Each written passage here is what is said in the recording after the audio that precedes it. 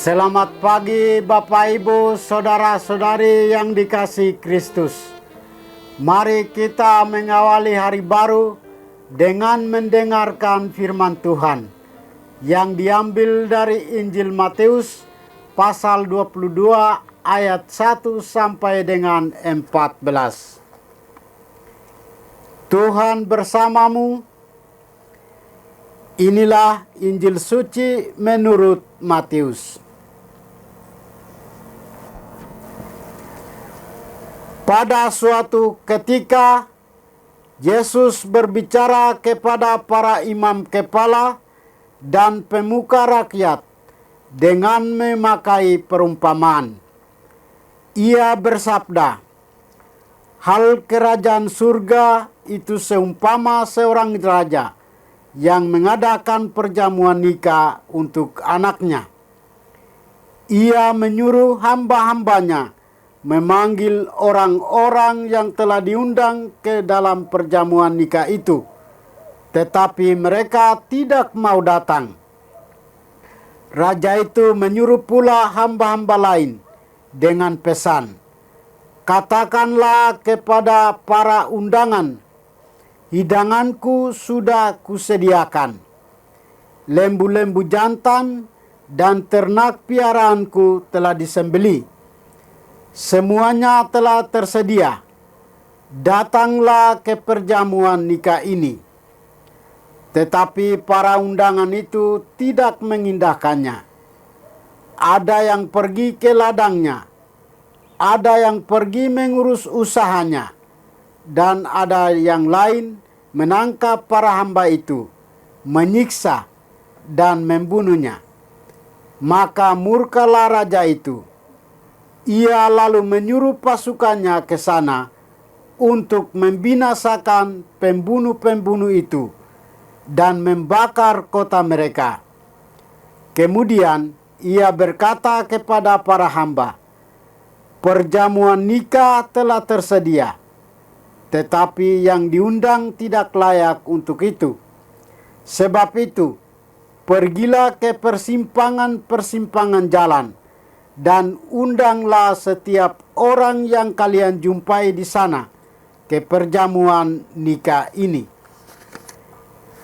Maka pergilah para hamba, dan mereka mengumpulkan semua orang yang dijumpainya di jalan-jalan, orang jahat dan orang-orang baik, sehingga penuhlah ruangan perjamuan nikah itu dengan tamu. Ketika raja masuk hendak menemui para tamu, ia melihat seorang tamu yang tidak berpakaian pesta. Ia berkata kepadanya, 'Hai saudara, bagaimana saudara masuk tanpa berpakaian pesta?' Tetapi orang itu diam saja. Maka raja itu lalu berkata kepada para hamba, 'Ikatlah kaki dan tangannya, dan campakkanlah orang itu ke dalam kegelapan yang paling gelap. Di sana akan ada ratap dan kertak gigi. Sebab banyak yang dipanggil, tetapi sedikit yang dipilih.' Demikianlah sabda Tuhan. Bapak Ibu Saudara-saudari yang dikasihi Kristus, tema kita hari ini adalah baju pesta. Hari ini gereja memperingati Santa Maria Ratu. Gelar Maria sebagai ratu tentu berkaitan dengan pengakuan gereja akan Yesus sebagai raja. Sebagai seorang raja, Yesus tidak bisa dipisahkan dari peran ibunya sebagai seorang ratu. Sebab itu, tepatlah ungkapan setiap pemimpin hebat pasti didukung oleh wanita hebat. Maria adalah satu-satunya wanita hebat dalam sejarah keselamatan manusia yang terlaksana dalam diri Yesus. Kebajikan, keibuan yang diajarkan kepada Yesus dalam keluarga kudus di Nazaret menjadi tanda nyata betapa pentingnya peran Maria dalam pertumbuhan Yesus sebagai manusia. Selain sebagai ratu, Maria juga adalah ibu kita untuk beriman. Oleh karena itu, gelar Maria sebagai ratu tidak membuat kita merasa begitu jauh dengannya, melainkan seharusnya membuat kita semakin dekat dengan Dia dan juga dengan Yesus. Tuhan Yesus menggambarkan kerajaan Allah seperti pesta perjamuan yang diselenggarakan oleh seorang raja. Para tamu menolak menghadirinya. Sebagian dari mereka membunuh para utusan raja. Lalu sang raja meminta hambanya supaya mengundang siapa saja untuk menghadirinya. Artinya bahwa Tuhan menyediakan perjamuan itu untuk semua orang. Kendati demikian, tidak berarti orang boleh secara sesukanya menghadiri pesta itu. Orang mesti mengenakan pakaian yang pantas dalam ruangan perjamuan itu. Memakai pakaian yang tidak pantas menunjukkan bahwa kepribadiannya palsu. Itu juga merendahkan sang pengundang dan tidak menghargai tamu lain yang berpakaian pesta. Ini menarik karena kerajaan Allah itu ada hubungannya dengan pakaian dan cara mengenakannya.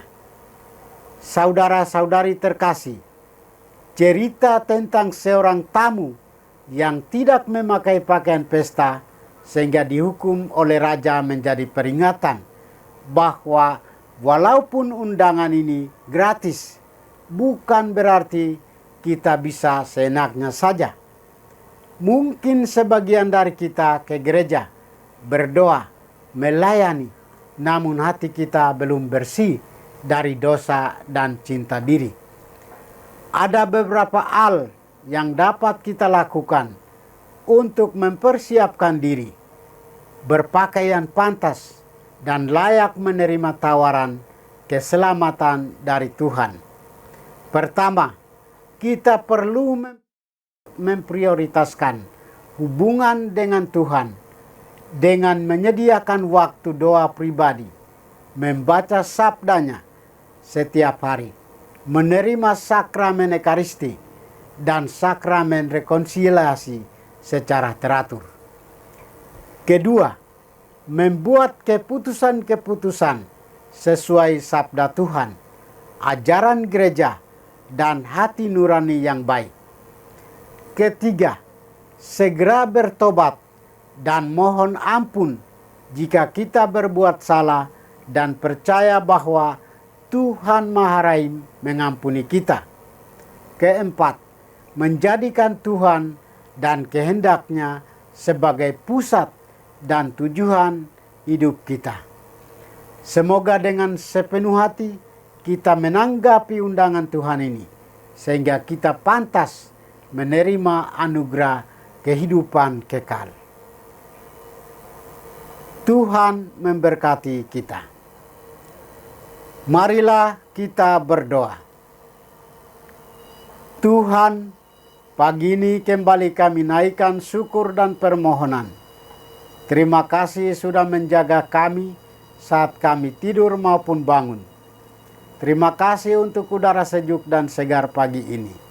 Bukalah mata hati kami, mampukan kami memandang kemurahan dan karya-Mu, serta memuji dan memuliakan-Mu melalui pekerjaan dan pelayanan kami hari ini. Bimbinglah kami selalu untuk menyadari kesalahan kami dan bertobat, sehingga kami sungguh rendah hati, mau membuka hati dan siap menerima rahmat-Mu yang tinggal dalam hati kami. Kristus terang dunia, berkatilah keluarga kami, jadikanlah kami alat kasih-Mu, dan pantaskanlah kami menjadi hamba-Mu yang setia. Demi Kristus Tuhan dan pengantara kami. Tuhan bersamamu, semoga kita sekalian orang-orang yang kita kasih dan doakan. Seluruh aktivitas kita hari ini dilindungi, dibimbing, dan diberkati oleh berkat Allah yang Maha Kuasa, dalam nama Bapa dan Putra dan Roh Kudus. Amin.